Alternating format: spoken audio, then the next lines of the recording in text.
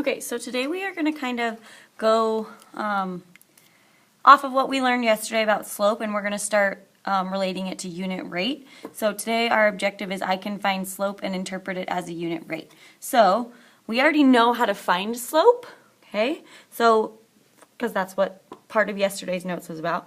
But my learner's question is going to be is how do I interpret slope as a unit rate? Okay. Now, in order to be able to interpret slope as a unit rate, we have to understand what a unit rate is. And in order to understand what a unit rate is, you have to know what a rate is. Okay? So, a rate is a ratio that describes how one quantity, and we're going to say that quantity is y, changes as the other quantity, which we're going to call x, changes. Okay, if you remember, that is a very similar definition to our rate of change definition. Okay, so the rate of change would just be the number. Okay, then a unit rate is the same thing, only unit. Okay, unit means for one.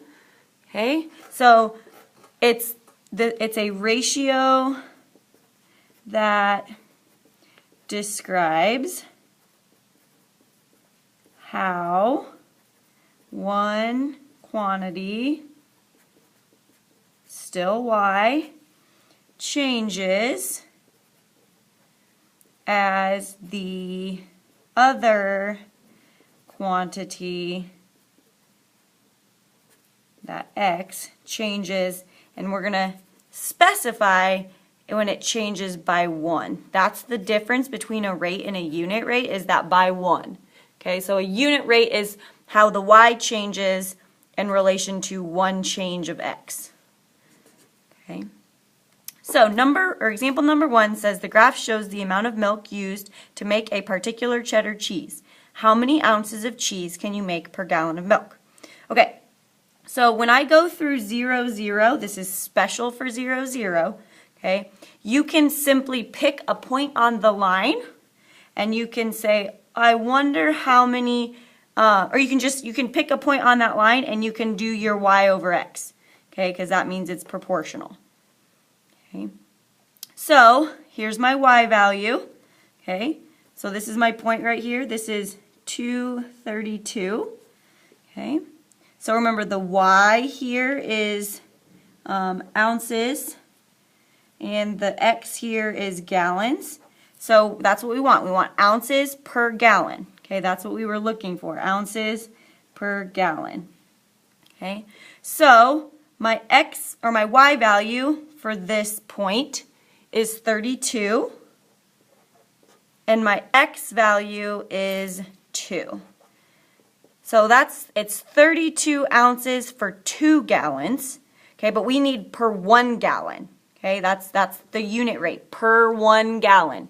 Okay, 1 gallon. Okay, so 32 divided by 2 is 16. So that's ounces per gallon. And I use a kind of a division sign or a slash for that word per. Okay, so this right here is a unit rate, okay, because it's for 1 gallon.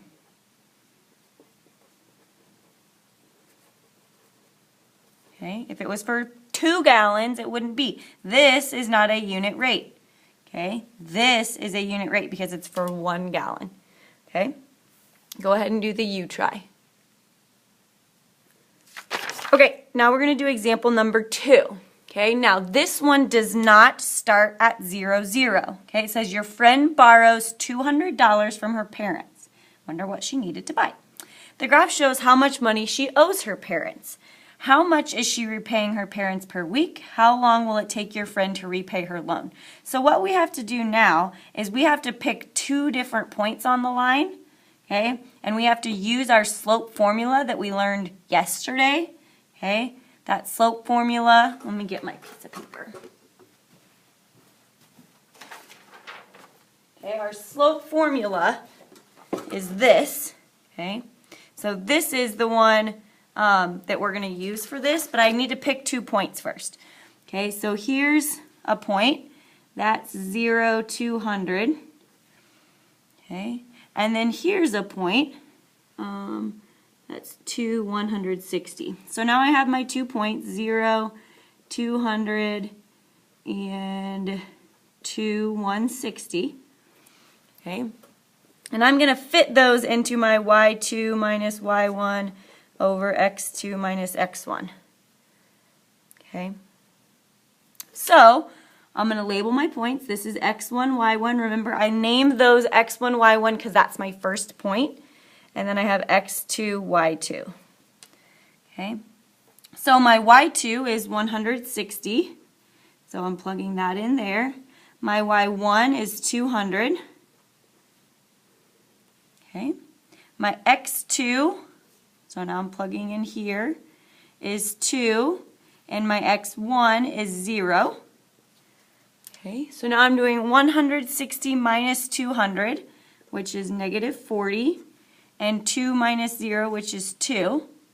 Well, negative 40 divided by 2 is negative 20, so she's paying back, or she owes negative $20 per week.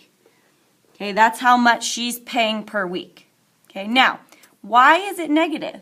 Okay, well, this is talking about the amount that she still owes.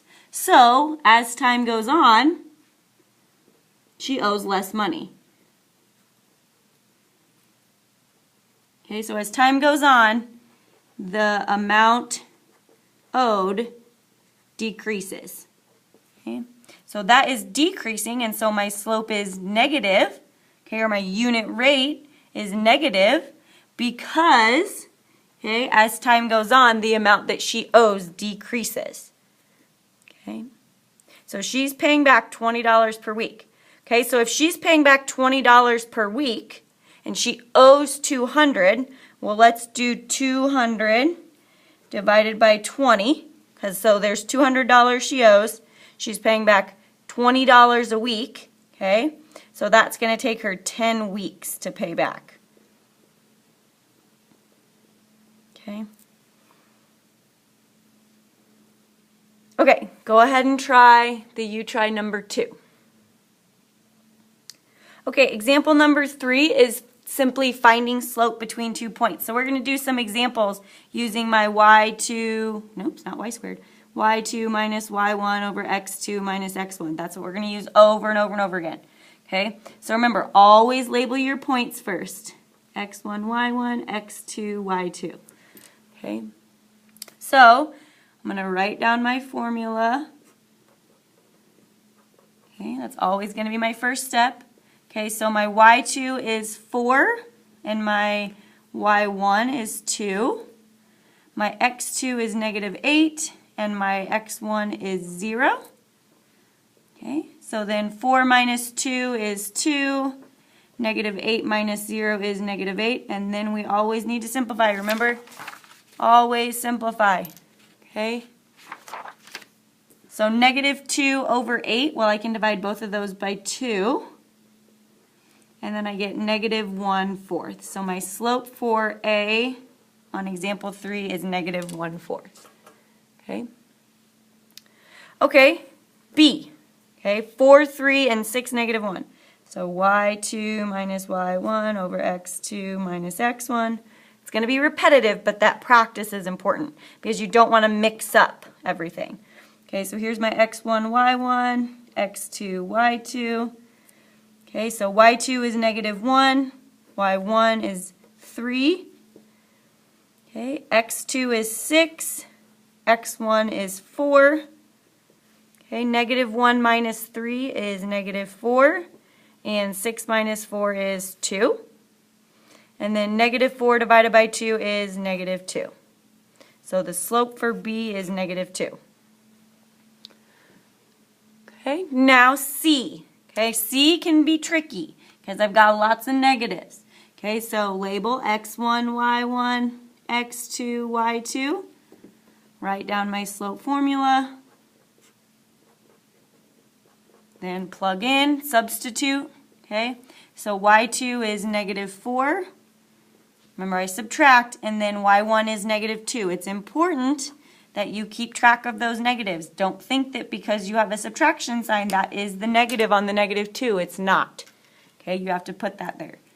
Okay, x2 is 8. X1 is -4. So again, make sure that you remember to put those both there. Okay. -4 minus -2. Well, I'm going to go ahead and change this to a plus. So -4 plus 2 is -2. And 8 minus -4 is the same as 8 plus 4, which is 12. Okay, and then I can divide both of those by 2. And I get -1/6. Okay, so my slope for C is -1/6. Okay, go ahead and do the 3 you tried problems at the bottom.